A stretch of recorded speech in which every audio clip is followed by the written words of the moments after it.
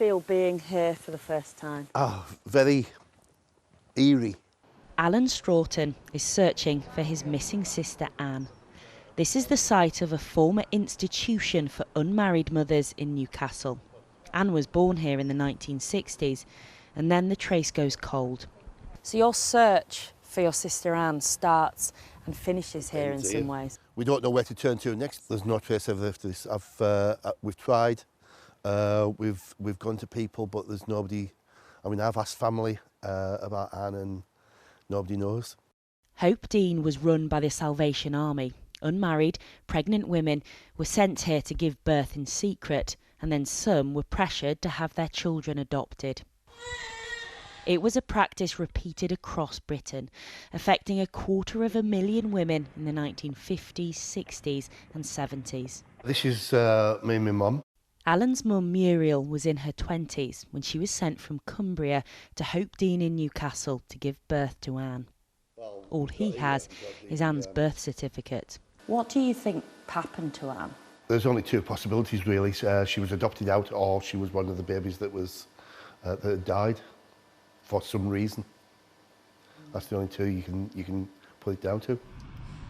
And our investigation has uncovered Hopedene's dark history, allegations of cruelty, concerns about high infant death rates, and babies buried in unmarked graves.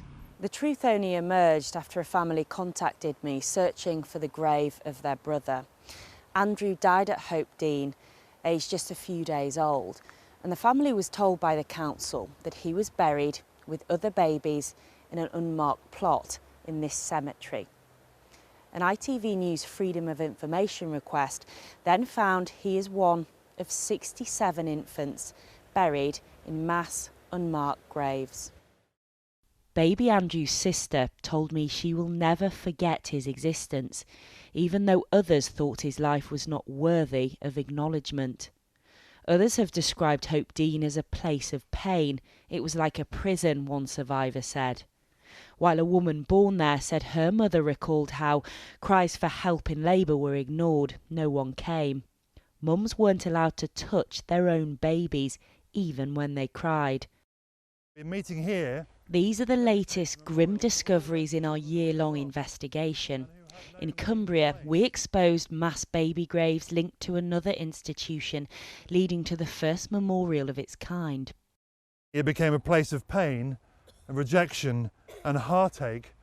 And then last month, survivors gathered outside Parliament demanding action and an apology. Say sorry, Starmer. Now there is a significant intervention from a former Labour Prime Minister. While in office, Gordon Brown issued national apologies for past social injustices. We are truly sorry. He says it's time Keir Starmer did the same.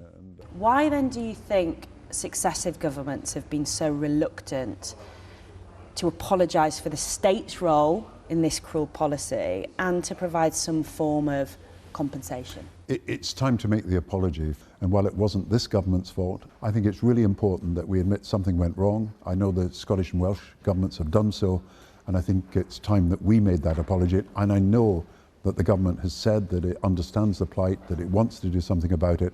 I think the next stage is a minister standing up in the House of Commons and making that public apology. So you think Keir Starmer should make that apology personally? I think the government should make the apology, and I think that ministers are aware that this was something that should never have happened. An apology that Carmen says is long overdue. She was born in a church institution for unmarried women in Cumbria and only recently got access to her adoption files. Reading some of it, it's quite harrowing. You probably know that the child is very dark and that the chances of adoption are almost negligible. It shows that I was thought of as a problem, and they knew that I would very likely spend a long, long time in an institution. So racism from the start, really? Absolutely. She spent 2 years in an orphanage before being adopted. Her childhood was happy and loving, but questions of identity loomed over her. This silver heart was all she had of her mother. And I have it still. And to me it means that she did feel something for me at one point. What would an official government apology mean to you? It's been a lifetime of trauma for them, for the mothers, some of the guilt they must feel that they're racked with. I think it's important to let them know that they did nothing wrong, that they were wronged by society, by churches, by state actors. And by speaking out, families hope their suffering will be recognised, and the government acknowledges this shameful chapter in our recent history. Sarah joins us from Leeds now. And Sarah, what response have you had to those fresh allegations there? Well, the government described what happened as abhorrent and said it continues to provide support for those affected.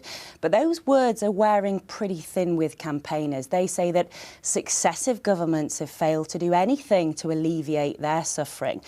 And remember, many of these institutions got some level of state funding. And for the last year, we've been asking ministers for an interview on this issue. They have rejected all of those requests. Make of that what you will. And in response to the allegations regarding Hopedene and the unmarked graves, the Salvation Army said it acknowledges some people did not always receive the support they needed and deserve, for which we are deeply sorry. It said it would have been terrifying to have to choose between entering a mother and baby home or face destitution. But in Salvation Army homes, the focus was on keeping families together. But one final point, this is an important intervention by Gordon Brown. He is a big figure within Labour, and when he speaks out about an issue, ministers tend to listen. All right, Sarah in Leeds, thanks very much.